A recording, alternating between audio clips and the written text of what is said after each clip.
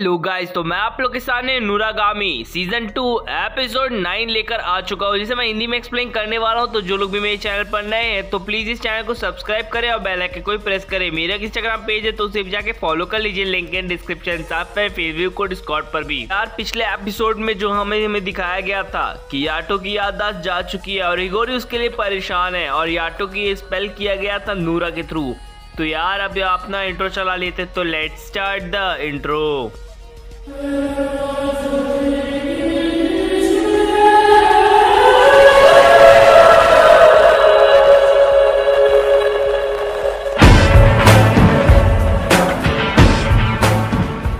Episode की starting से ही हमें एक गुफे को दिखाया जाता है जिस पर नूरा खड़ी होती है और याटो से बात कर रही होती है। पर वो बताती है कि ये एक फैंटम क्वीन का मतलब घर जैसा है, जिस पर हमें पता चलता है कि वो इसमें ही रहती है, जहाँ पे वो कहती है कि तुम डरो मत, मैं तुम्हें प्रोटेक्ट करूंगी। और वो एक स्वॉर्ड में कन्वर्ट हो जाती है और उसके चारों तरफ एक घेरा बना लेती है जो कि वाटर का होता है और वो कहती है मैं इसी से प्रोटेक्ट करूंगी। सीन शिफ्ट होता है, हिगोरी को दिखाया जाता है जहाँ पे अपने फ्रेंड्स के साथ बातें करते हुए जा रही होती है। यहाँ पर हमें पता चलता है कि उसकी फ्रेंड अज्यूमेंट पार्क की कुछ टिकट्स लेकर आई है और वो उन्हें चलने के लिए कहती है। अब ये सोच ही रही होती है कि तभी हिगोरी को कुछ फ्लैशबैक्स आते हैं, या फिर कहूँ कि उसे याद आती है हमारे याटो की।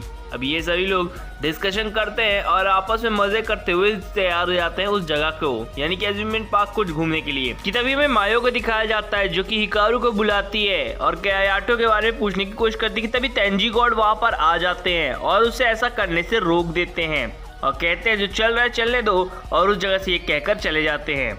अब हमारी दिखाया जाता है मायो को जो कि उसे देखती रह जाती है और काफी मजे से हिकारू निकल जाती है। शिफ्ट होता है और हमें कई गॉड्स को दिखाया जाता है जो कि किसी तरह की पार्टी में आए होते हैं और वहीं पर आ जाती है हमारी लॉर्ड ऑफ गॉड प्रॉपर्टी जो कि गले पे लग जाती है बिजुके, जहाँ पे सारे के सारे गॉड्स उसे देखते हैं ऐसा करते हुए।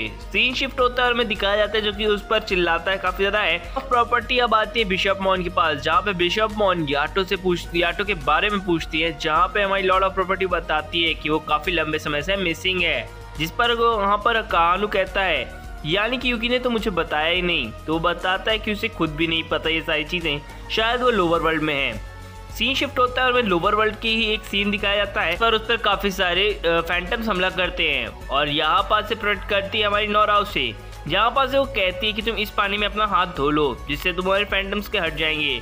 अब यहाँ पे वो काफी लंबे समय से सोच रहा होता है, तभी नोरा कहती है कि अगर हम दोनों साथ रहे तो काफी कुछ कर सकते हैं। अब ये चीजें उसे बताई रही होती है कि उतने में उसके ऊपर कुछ बैट्स हमला कर देते हैं, यानी कि चमगादड़ के हमला से बचने हुए वो एक ऐसे चमगादड़ को देखता है जिसके ऊपर वही मुखौटा लगा होता है, यानी कि आई वाला मुखौटा, जो कि यानी कि कोई भी कंट्रोल कर रहा है इसे। जिस पर एक बंदा आ जाता है जो कि एबिसु होता है और वो उस स्वॉर्ड को रोक लेता है। यहाँ पे हमें लेजेंडरी गॉड्स को दिखाया जाता है जो कि सभी चीज़ों को लेकर डिस्कशन कर रहे होते हैं। वहाँ पे बिशप मॉन भी होती है और बिशप मॉन के अलावा 7 गॉड्स भी होते हैं। ये वही 7 गॉड्स हैं जहाँ पे अभी लॉर्ड ऑफ प्रॉपर्टी ने ही किस किया था। हमें पता चलता है कि एबिसु पर इल्जाम लगाया गया है कि वो लोअर वर्ल्ड के अंदर गया था, जिस पर वो नकार देता है और हमें पता चलता है कि ये पूरी किस्सा लोअर वर्ल्ड पे ही चल रही है, जहाँ पे वो फैंटम पपेट्स के ऊपर ड्रॉबैक्स बताते हैं। अब ये सारी चीज़ों के बारे में बात कर रहे होते हैं और उतने में ही सीन शिफ्ट हो जाता है, जहाँ पर हमें याटो को दिखाया जाता है जो कि अपनी लेजेंडरी स्वॉर्ड को देखता है और एक बार फिर से उसे इंसान बना देता है, यानी कि लिविंग थिंग नोरा। खैर यहाँ पास में एबिसु को दिखाया जाता है जिससे वो बात करता है, यहाँ पे एबिसु उससे क्वेश्चनिंग करता है या इसके पहले भी हम मिल चुके हैं, जहाँ पर याटो कहता है हाँ मिल चुके हैं, मैंने तुम्हें रेस्क्यू किया था। जिस पर कहता है तब तो बहुत अच्छी बात है।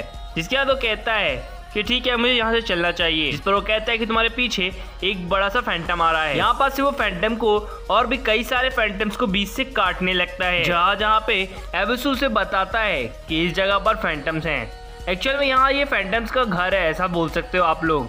और यहाँ पे काफी अलग अलग तरह के क्रीचर्स या फिर अलग अलग तरह के फैंटम्स भी हैं। एबिसु अपने 3 रिगालियास को बाहर निकालता है। एबिसु जो होता है वो अपने रिगालियास को अपने ऊपर ही पहन करता है, बी लाइक अ बिशप मॉन।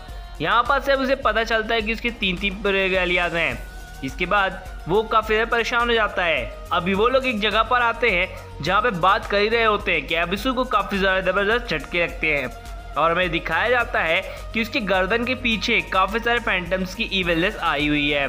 इसके बाद वो कहता है ये कुछ देर में ठीक हो जाएगा जब वो अपने ऊपर एक इंजेक्शन इंजेक्ट करता है। सीन शिफ्ट होता है और वो बताता है कि उसे ऐसी बीमारी कैसे लगी। वो बताता है कि एक फैंटम को कंट्रोल करते वक्त उसे ये बीमारी उसके थ्रू लग गई थी। बताता है कि वो काफी ज्यादा ताकतवर था। जिसके बाद वो बताता है एक चीज और कि वो यहाँ पर क्यों आया है। यहाँ पर वो आया है सिर्फ उस ग्लिची ब्रश को लेने के लिए, जिससे वो उस जगह से लेकर निकल सके। यहाँ पास से उसे और भी काफी नई चीजें पता चलती है कि तभी याटो के पीछे से कुछ हाथ निकलते हैं और एबिसु के पीछे से भी, और दो को जमीन के अंदर खींच लिया जाता है।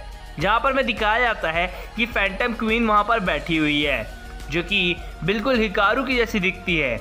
अब ये चीज देखकर हमारा याटो काफी ज्यादा शॉक में आ जाता है। साथ एबिसु भी काफी ज्यादा शॉक में होता है, क्योंकि वो जिस लेडी को देख रहा था वो उसे उसी रूप में दिख रही थी, यानी कि ये फैंटम दोनों लोग को अलग अलग रूप में दिख रही है। अब दोनों इस बात पर बहस करने लगते हैं, पर उसे पता चलता है कि जो हिकारू है वो एक हाई स्कूलर है। अब ये दोनों आपस में बात कर ही रहे होते हैं, जहाँ पे वो उसके पास आ जाती है और कहती है क्या तुम लोग को कोई रिफ्रेशमेंट चाहिए। जिस पर वो कहता है एबिसु याटो को कि अब ये जो भी देगी उसे खाना मत। अब जिसके बाद वो उसे स्वॉर्ड दिखाता है और वो उस स्वॉर्ड को हटाते हुए उसके पास आती है और उसे किस करने की कोशिश करती है, जहाँ पे नूरा उसके सामने एक वाटर का वॉल क्रिएट कर देती है और दूर हटा देती है।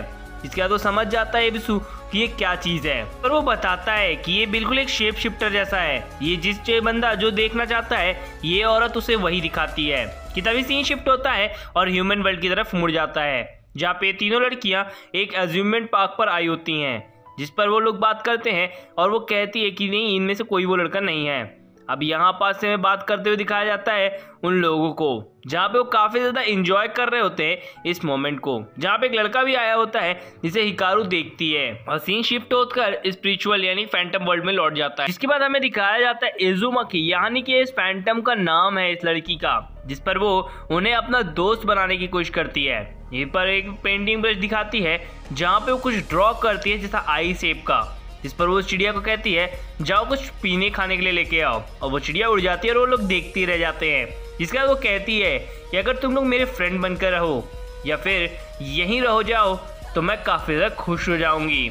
इसके बाद उसका half body as a phantom दिखाया जाता है और ये लोग डर के पीछे की तरफ खींच लिए जाते हैं।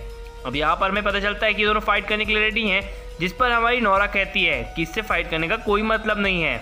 अब यहाँ पास से एबिसु को दिखाया जाता है और ये कहता है याटो गॉड से और फाइट करने लगता है। लोगों की फैंटम गॉड ने कहा था, ये कहने का मतलब ये था कि अगर तुम में से कोई एक हार गया तो वो यहीं रह जाएगा मेरे साथ हमेशा एज अ फ्रेंड।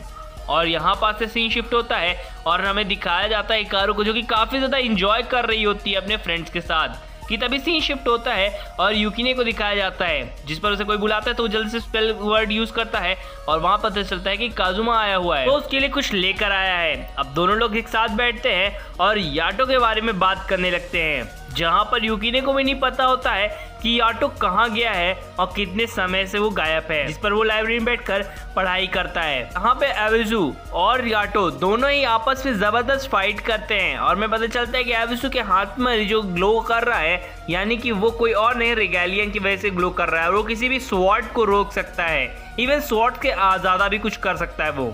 जिस पर हमारी नोरा उसे प्रोटेक्ट करती है। यहाँ पास से हमें दिखाया जाता है फैंटम गॉड को, जो कि ये सारी चीजों का काफी ज्यादा मजा ले रही होती है और हमें दिखाया जाता है कि दोनों ही फाइट करने के लिए रेडी होते हैं और वहाँ पर याटो गॉड का गर्दन पकड़ ली जाती है और हमें पता चलता है कि याटो के हाथ में जो स्वॉर्ड होती है उसे चेंज कर दिया जाता है एज अ बंदूक। और हमें पता चलता है कि उसके ऊपर जो भी रिमार्क किए गए हर एक गॉड की रिगैलियन है, इसलिए वो बंदूक में चेंज हो पाई। ये देखकर हमारे फैंटम को हिकारू को काफी ज्यादा मजा आने लगता है और यहाँ पास से एक आता है फैंटम और वो उस ब्रश को लेकर जाता है और एबिसु को दे देता है, जिस पर एबिसु कहता है कि फाइनली मुझे मिल गया। जिस पर याटो चिल्लाता है, कहता है कि तुमने सच में मेरी गर्दन दबा दी थी, लगा कि मैं मर ही जाऊंगा। जिस पर हमें पता चलता है और याटो उस पर काफी ज्यादा गुस्सा करता है नोरा पे, जिस पर हमें पता चलता है कि ये हर एक गॉड की रिगालिया है तो ये हर गॉड के कहने पर चेंज हो जाएगी। अब इस चीज को दिखाते हुए कि फैंटम क्वीन काफी ज्यादा गुस्से में आ चुकी है और वो तीनों लोग इसकी तरफ देखते हैं और भाग जाता है एबिसु और कहता है कि हमें यहाँ पर नहीं रुकना चाहिए, जल्द से जल्द भागना चाहिए। और हमें दिखाया जाता है फैंटम क्वीन को, जो उसके ऊपर सेंटीपीड होते हैं वही अब उसे खाने लगते हैं। अब वो धीरे धीरे चेंज होने लगती है, जहाँ पे याटो भी उसे देखता है और वो चेंज होते होते एक काफी विशाल रूप ले लेती है।